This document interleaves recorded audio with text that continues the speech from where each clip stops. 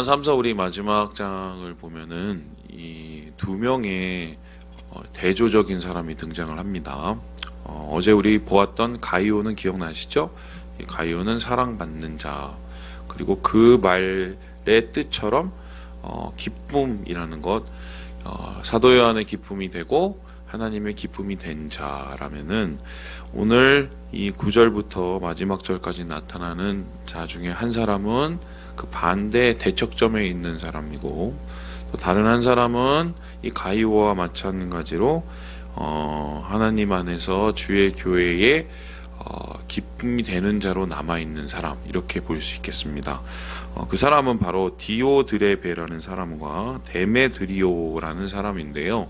특별히 이 디오드레베라는 사람은 이 사도 요한이 좀 심하다 할 정도로 비난을 한다고 할까요? 이런 모습은 절대로 옳지 않다고 대놓고 지금 이야기를 하고 있습니다. 자, 그렇다면은 도대체 이 사람은 어떠한 잘못을 저질렀길래 사도 요한으로부터 이렇게 비난을 받고 있을까? 이에 대해서 사도 요한은 이렇게 말을 하는데요. 우리 함께 9절의 말씀을 같이 한번 읽어보도록 하겠습니다. 시작!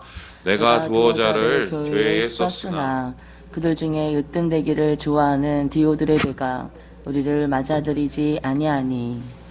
디오드레베가 지금 맞아들이지 아니하였다라고 말합니다. 환대에 속하는 거죠. 여러분, 어제 보았듯이 가이오라는 사람은 나그네를 환대하고 섬겼습니다. 특별히 그 나그네라는 것은 요한과 함께하는 순회 전도자들인데요. 순회 전도자들에게 진리의 마음으로 함께 그들을 돕고 그들을 극진히 대접하는 그러한 선행을 보였습니다. 그런데 이와 반대로 디오드레베는 이렇게 순회 전도자들과 복음의 일꾼들을, 그리고 나그네를 맞아들이지 아니하였다라고 말을 합니다. 맞아들이지 아니한 이유가 무엇인가? 이 9절에 봤더니 으뜸되기를 좋아하기 때문에 맞아들이지 아니하였다라고 말합니다. 그래서 10절에는 조금 더 그것을 구체적으로 적고 있는데요. 10절에 이렇게 나갑니다. 악한 말로 우리를 비방하였다. 그렇죠? 그래서 맞아들이지 않았을 뿐만 아니라 없는 말까지 꾸며서 이 순회 전도자들, 그리고 동역자들을 비난하는 이런 모습을 갖게 됩니다. 그리고 보니까 그것도 부족해서 형제를 맞아들이지도 않고 맞아들이고자 하는 사람을 어떻게요? 교회에서, 공동체에서 쫓아냈다라고 합니다. 자, 그러면은 이 모습을 현대에 와서 가지고 본다면 어떤 모습과 마찬가지일까? 이런 건데, 자기 편을 만듭니다. 교회 공동체 안에서 자기 편을 만들어요. 분당을 짓는 거죠. 그래서 그 자기 편을 맞아서 자기하고 같은 길을 따르면은 나의 친구, 자기하고 반대의 길을 가면은 뭐예요? 나의 적. 이렇게 해서 교회를 양분하게 됩니다. 그리고 양분할 뿐만 아니라 그 자기 편의 수장이 누가 돼야 됩니까? 꼭 자기가 돼야 됩니다. 그래서 교회를 양분하고 사유화합니다.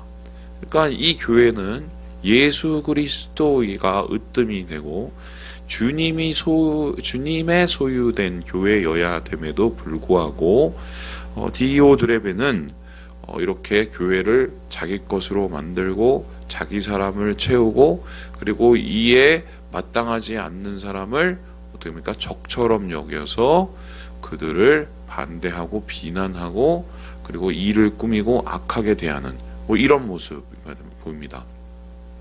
교회 안에 이런 분들이 있죠. 한국교회 안에 이런 분들이 있습니다. 특별히 이런 분들 어디에 많이 가면 있냐면, 이 얘기를 하면은 제가 혼날까요? 저기 정치하는 데 가면 많이 있습니다. 총회, 노회, 엄청 많아요. 엄청 많아요. 소위 말해서 꾼이라고 불리시는 분. 제가 오늘은 좀 대놓고 좀 얘기를 할까요? 저기 얼마 전에 그 전모 전 목사라고 얘기하지 않습니까? 전모 씨, 예, 사랑 땡땡 그 무슨 교회 전모 씨가 강단에 올라와 갖고 그 저희 총회에서 총회장 지내신 소강석 목사님 아시죠? 세대교회 대놓고 무슨 쌍욕을 했습니다. 쌍욕을 강단에 올라와 갖고 쌍욕을 했어요. 예. 근데 제가 충격적인 것은 그 쌍욕을 강단에서 한 것도 충격적인데 그 쌍욕을 강단에서 했더니 교인들이 아멘 이럽니다. 제가 아주 그냥 그 영상을 보고 보셨어요? 충격을 받았어요. 충격을. 아무리 정말 죽을 죄를 진 사람도 어떻게 강단에 올라가서 쌍욕을 합니까? 네? 그리고 거기에 분별 없이 아멘이라고 예 응답하는 제가 진짜 막 예 그래서 그 왜 이 사람이 이 강단에 올라가서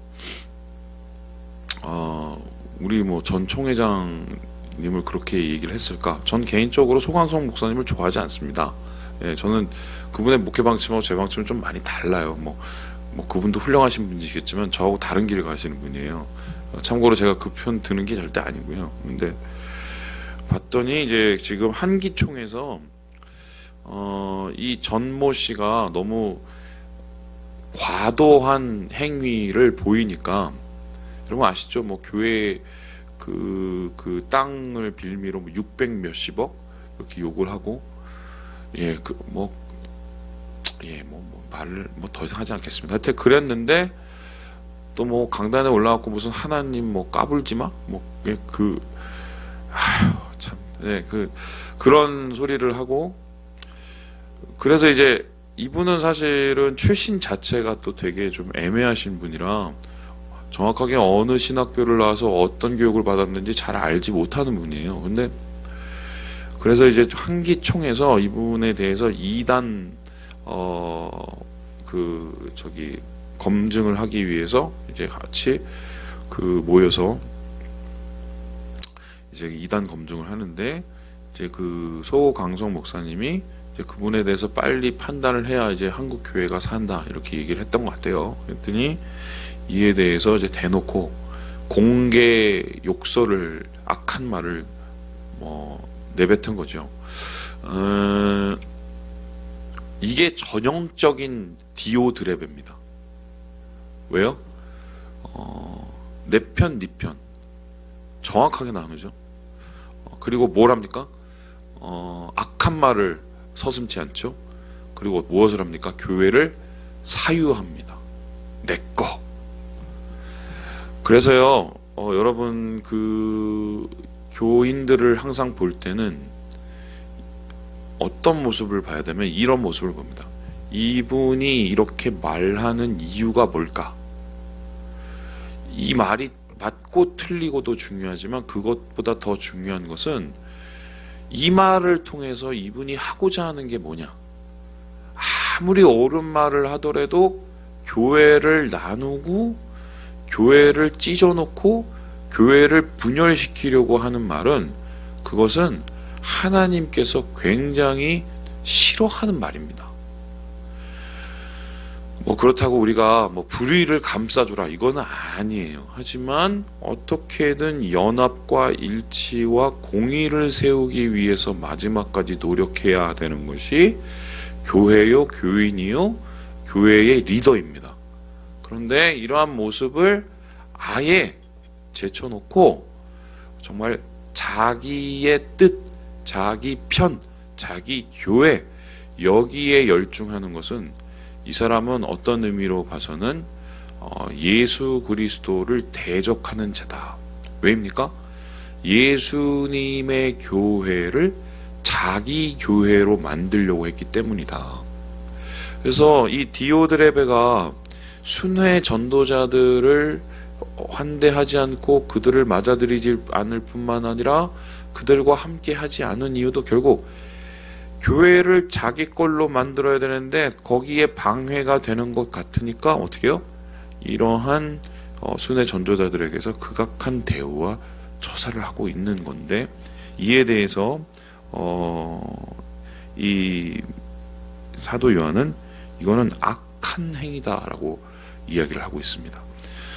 반면에 사도 요한이 지금 이 디오드레베와 반대 대척점에 있는 선한 자들에 대한 이야기를 하고 있는데요.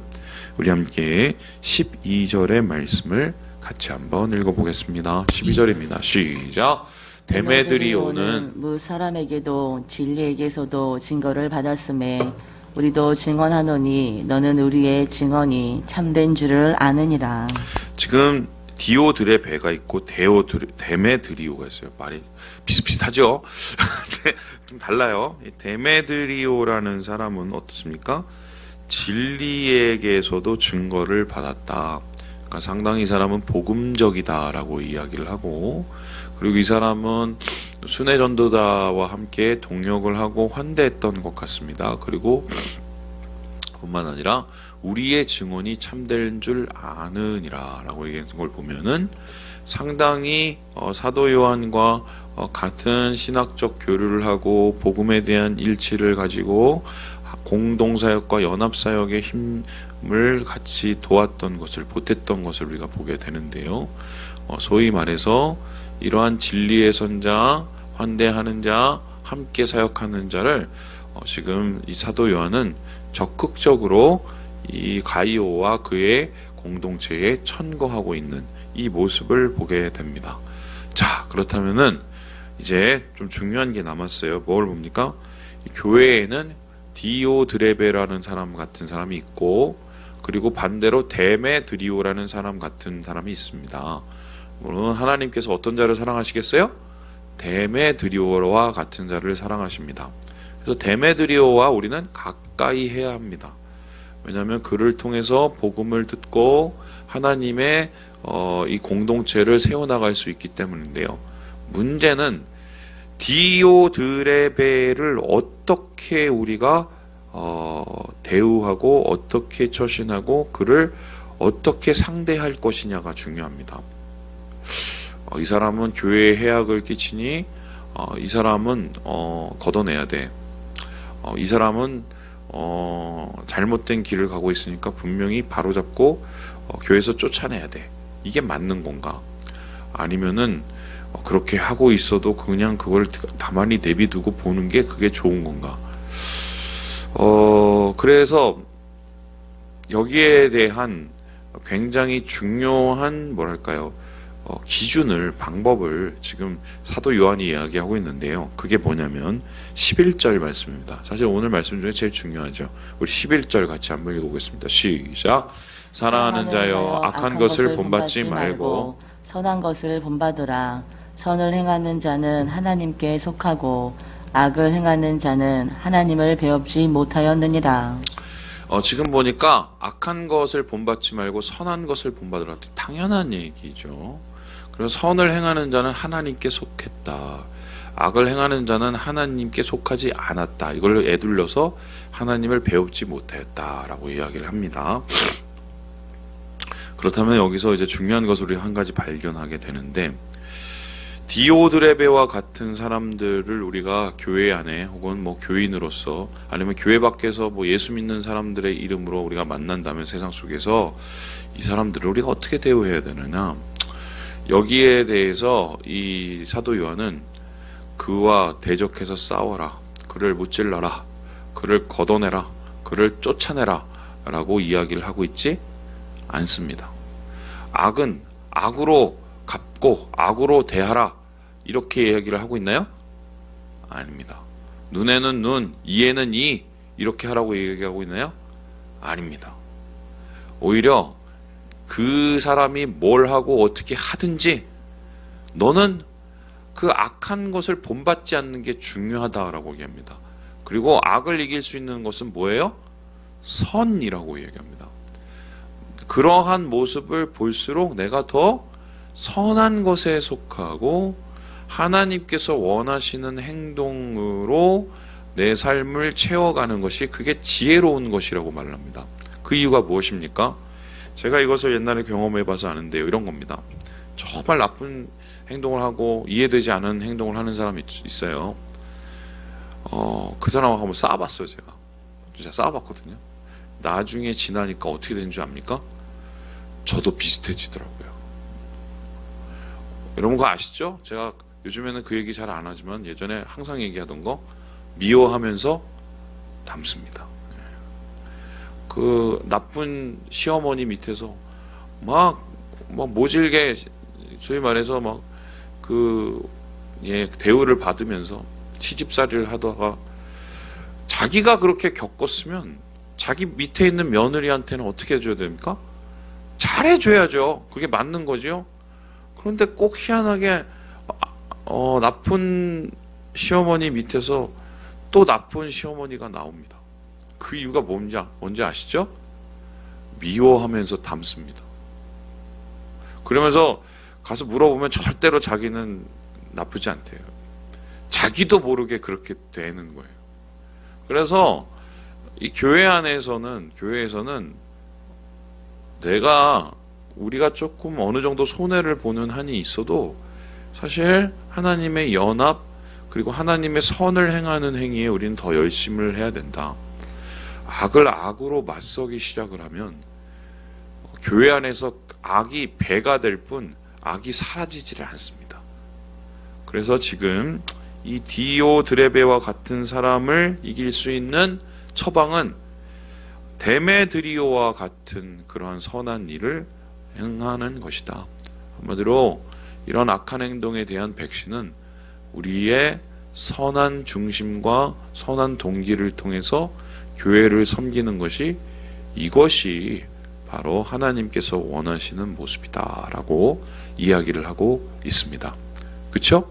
그래서 우리가 어떻게 세상 속에서 교회 속에서 주님의 뜻을 이룰지를 지금 요한이 우리에게 말을 하고 있다. 이렇게 되고요. 끝으로 이제 요한은 이 가이오와 그의 공동체에 마지막 인사를 하고 있는데요. 저는 여기서 요 말씀을 끝으로 좀 이렇게 생각해보고 마무리를 해보고 싶습니다. 우리 함께 14절의 말씀을 같이 한번 읽어보겠습니다. 14절입니다. 시작. 속히 보기를 바라노니 또한 우리가 대면하여 말하리라. 지금 요한이 뭐라고 얘기했냐면 내가 진짜 할 말도 많고 쓸 말도 많은데 내가 다 안 쓸게 라고 이야기를 합니다. 그죠? 그리고 어떻게 합니까? 내가 갈게. 내가 가서 니네 얼굴 보고 이야기를 할게. 이렇게 말을 합니다. 이게 요즘으로 따지면 뭐 됩니까? 카톡으로 하지 말고 만나서 얘기해. 문자로 말하지 말고 전화로 말하지 말고 그냥 만나서 얘기해. 이렇게 얘기합니다. 그쵸? 왜 이렇게 얘기를 할까요? 분명히 이 서신으로 다 쓸 수도 있고 또한 자기가 쓰기가 힘들면 누구를 대피를 시켜서 쓸 수도 있는데 굳이 사도 요한이 내가 직접 가서 얘기할게 라고 말을 하는 이유가 뭐겠습니까? 여러분 제가 이걸 항상 제가 느끼는데 이런 겁니다. 몇 마디의 100마디의 글보다 한 번 얼굴 보는 게 훨씬 좋을 때가 많습니다. 그렇죠? 우리의 말 자체를 듣게 되면 그 뉘앙스가 뭔지 자기의 생각과 자기의 판단에 따라서 자꾸 왜곡해서 해석을 할 수 있어요. 그래서 제가 카톡이나 문자나 이거를 그렇게 제가 신뢰하지 않는 게 예를 들어서 똑같이 네 이렇게 해서도 네 이렇게 해서 낼 수도 있고 아니면 네 이럴 수도 있고 저는 다른 거예요. 그래서 그 문자로 뭔가를 해결하지 말고 함께 얼굴을 보고 그 얼굴에서 읽혀지는 표정과 행동과 또 마음속에 있는 그 동기와 그런 것이 맞닿으면서 해결돼야 될 때가 꽤 많이 있거든요. 그래서 이 교회는 좀 제가 볼 때는 구식이어야 될 필요가 있어요. 무슨 말씀인지 아십니까? 그 교회는 뭐 최첨단 막 시설이 막 오가고, 물론 우리가 그걸 받아들이기도 하고 사용하기도 하고 또 우리 뭐 예배 가운데 그것을 활용하기도 해야 되겠지만, 그래도 근본적인 것은 뭐냐면 얼굴을 보고 손을 잡고 함께 기도하고 함께 마음을 나누고, 사실 이러한 1차원적 만남이 끊임없이 이루어져야 되는 곳이 교회입니다. 왜냐하면 예수님께서 우리에게 그렇게 만나 주시기 때문이에요. 예수님이 야, 내가 카톡 보낼 테니까 카톡 보고 해, 이렇게 하지 않으셨습니다. 수가성에 가서 있는 여인에게 편지 글 써서 이거 읽고 다 알아서 해결해, 이렇게 얘기 안 하셨어요. 일부러 거기까지 찾아가서 기다리셨어요. 그래서 교회의 이런 여러 가지 갈등의 문제가 얼굴을 보고 이야기해서 풀리는 경우가 굉장히 많다. 이게 좀 이 사도 요한이 우리에게 보여줄 수 있는 지혜가 아닐까, 저는 그렇게 생각을 하는데, 오늘 이렇게 자신의 사랑을 듬뿍 담아서 가이오에게 내가 너의 얼굴을 빨리 보기 원한다 라고 이야기를 하고 마무리하고 있다. 훈훈하죠. 예, 말씀을 마칩니다. 우리 2022년입니다. 오늘 우리 함께 하나님 앞에 드리는 예배입니다. 예, 온라인으로 예배를 드릴 수도 있겠지만 얼굴을 보고 예, 서로 손도 잡고, 예, 서로 축복도 나누고, 이런 시간이 중요한 거예요. 오늘 저녁에 우리 함께 나누고 함께 예배하는 우리 모든 형제 자매들 되시길 주님의 이름으로 축원합니다.